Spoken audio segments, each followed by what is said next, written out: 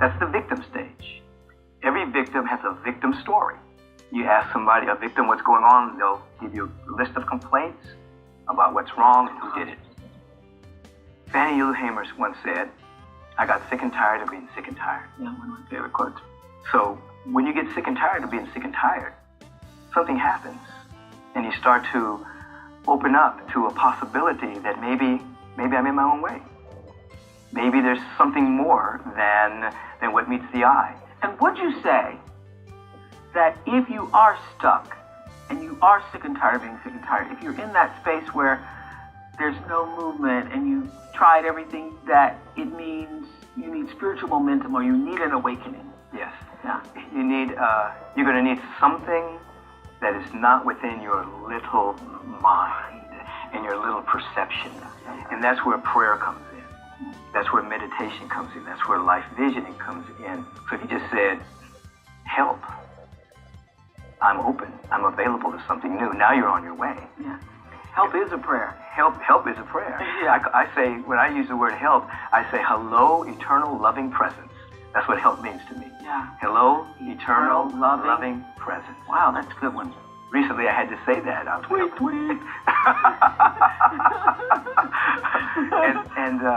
And then things start to come to you. I can remember walking into, back in the day when the Bodhi tree existed, and a book fell off the shelf. I walked in and the book just slammed on the floor off the shelf. And it was exactly what I needed to read at that time. And so I learned about manifestation.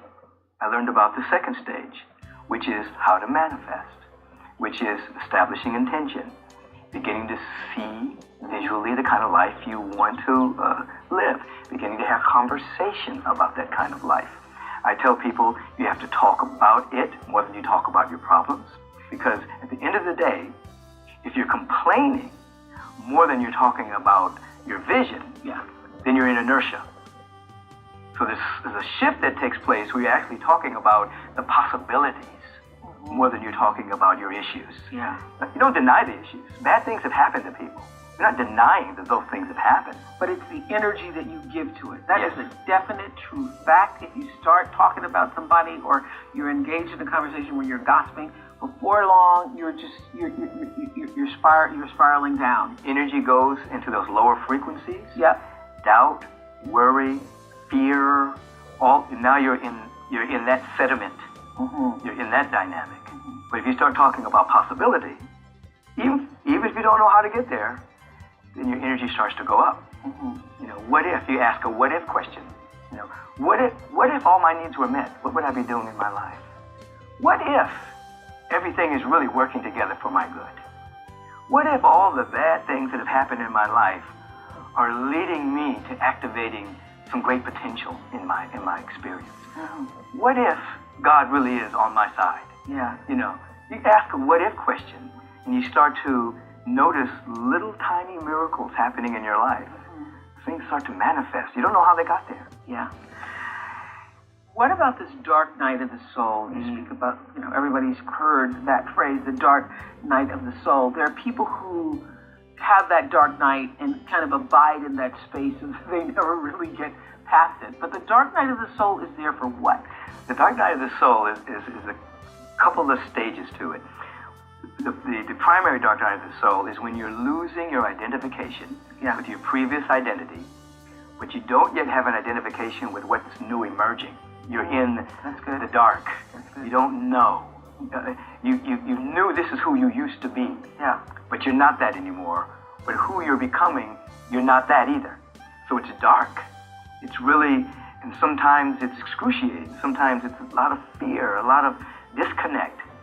And I tell people that when you're going through that, tell them to ask this question.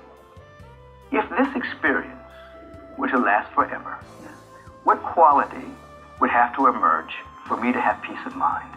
So if you ask that question, and you say, if this particular experience was going to last forever, I would need some strength. I would need some peace. I would need a little bit more, name whatever quality. And what happens is, when your attention starts focusing on that quality, rather than resisting the dark night, then the process is speeded up. and your identification, you move through it faster. Yeah. The other, you're not like hunkering in the suffering of it. Right. But and you also say pain pushes us until a larger vision pulls us. Right. That's one of my favorite statements is pain pushes until the vision pulls. So life is progressive. You're good. You are a tweet a minute. The universe is progressive. Yeah. And it's pushing you. Yeah. Until you get pulled by a larger vision. So once you have a vision that you can articulate. Okay, so pain pushes you. So it's hard, it's harder, and it's trying to force you into having a vision yes. that's bigger than the pain. And that's a principle. Potential is always bigger than the problem. Potential is always bigger than the problem. Your potential is infinite and is always bigger than whatever problem you're going through. So when you begin to have a vision... Oh, this is good. I'm going to shout in a minute. It's good. It's really good. Amen. You begin to have a vision about the possibility. Mm-hmm. You start to be pulled by it. And then once you really sincerely embrace it, and your life begins to be, okay, when I wake up this morning, I'm going to walk in the direction of my purpose. I'm going to walk in the direction of my vision. I'm going to walk in the direction of that possibility and the potential. Yes. Instead of allowing myself to go, oh, woe is me, or I can't believe, or right. I'm going to walk in the... Right. This is a good talk. Then you're not pushed it. You can preach it. This will preach. Oprah told me to preach this. You should preach this. So you walk in the direction of the potential and the possibility instead of being stuck here. Then you're not as pushed as much. The cosmic 2x4 doesn't need to hit you as much. Wow. You're being pulled more by joy, and it's like I'm being pulled by something. Now, it doesn't mean you're not going to have challenges. Of course. We're not praying to live a challenge-free life. We're praying that the challenges that come activate latent potential. So this is how you learn to manifest, which is the stage 2, is by understanding that principle of the push and the pull. Understanding that pain pushes until vision pulls. Ask what-if questions. Yes. Begin to visualize the kind of life you want to live. Mm-hmm. Begin to talk about it. Begin to write it down. Begin to dream about it.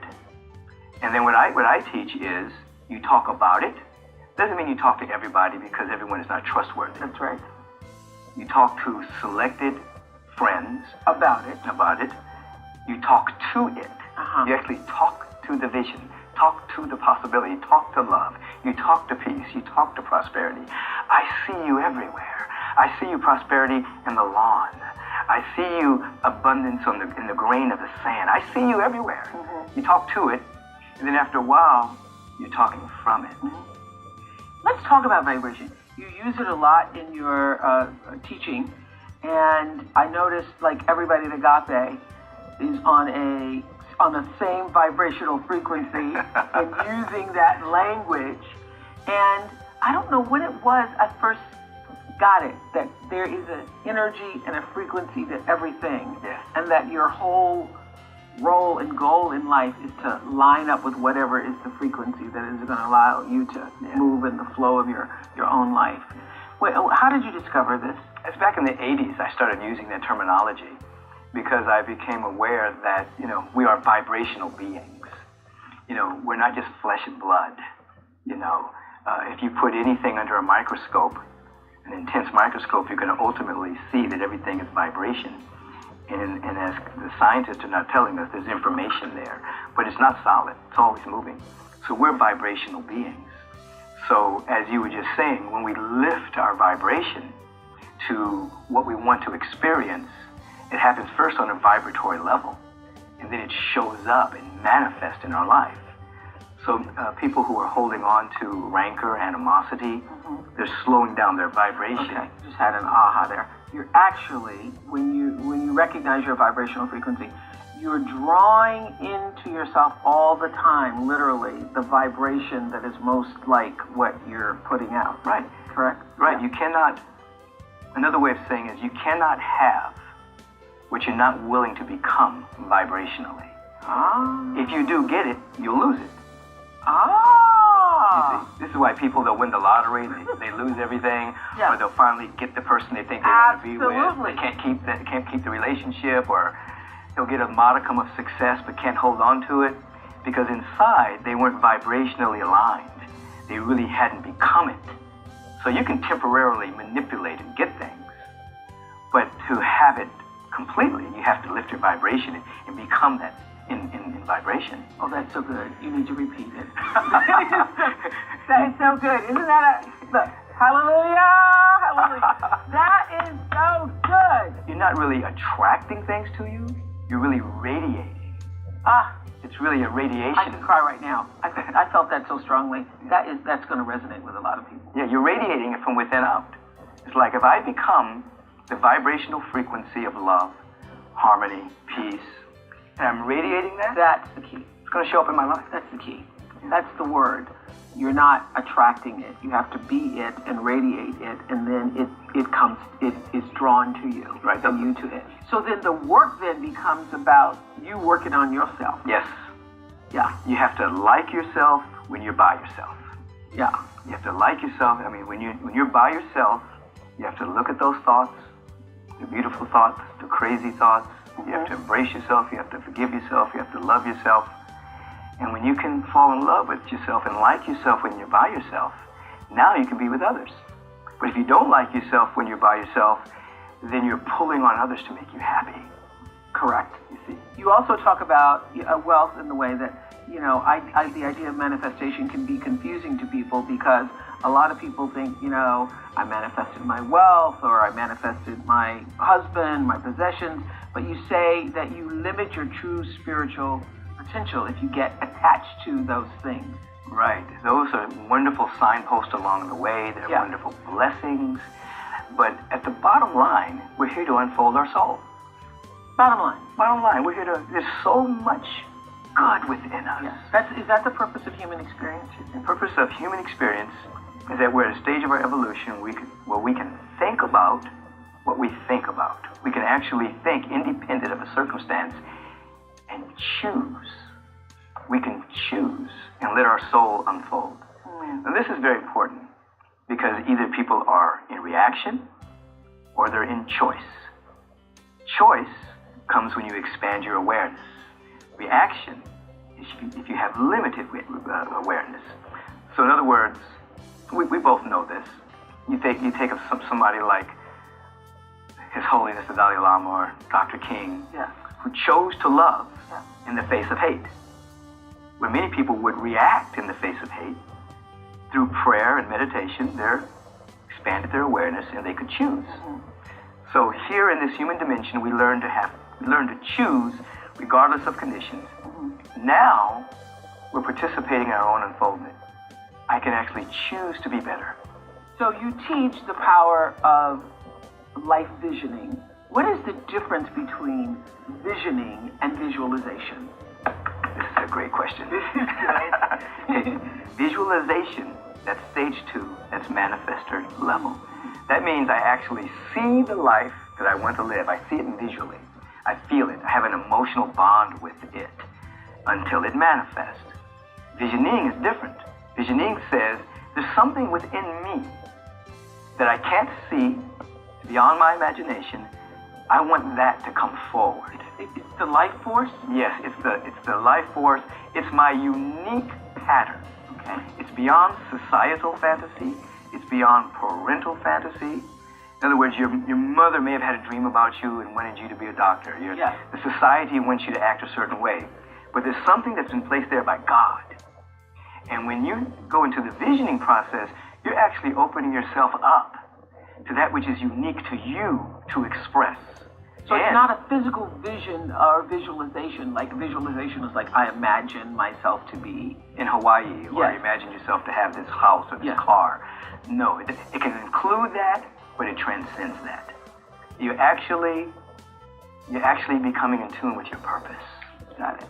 It's a higher level. It's a higher level. It's the next level of unfolding. It's the next level of unfolding. That's what it is. It is the next level. So it's like channeling, which is the next level of unfolding. Yeah, being a channel as the third stage is I realize that I am a place through which the infinite expresses. Oh, this is good. You see, I'm available. So we use words like surrender, yielding, allowing, letting, Opening. I'm available. I'm surrendered. Now what happens, we come into frequent encounters with the zone or the flow. Yeah. You know, when you used to get in the flow, Yeah. and you didn't plan something, and it's not a part of what you tried to do, but if something takes you over, that's stage 3. You're in a flow now. It's like, what happened? What did I say? How did that turn out so well? Because beyond your imagination, something took you over. And something with God, you know, something talked to you. When you allow yourself Yeah. to be the channel through which the infinite flows through. Right. So stage 2, you cut our teeth on stage 2. You visualize. You say what you want. You do your affirmations. You set your intentions. You have to do that. And as you become a master at that level, then you start to find yourself in a moment you think not. Well, something happened. Yeah.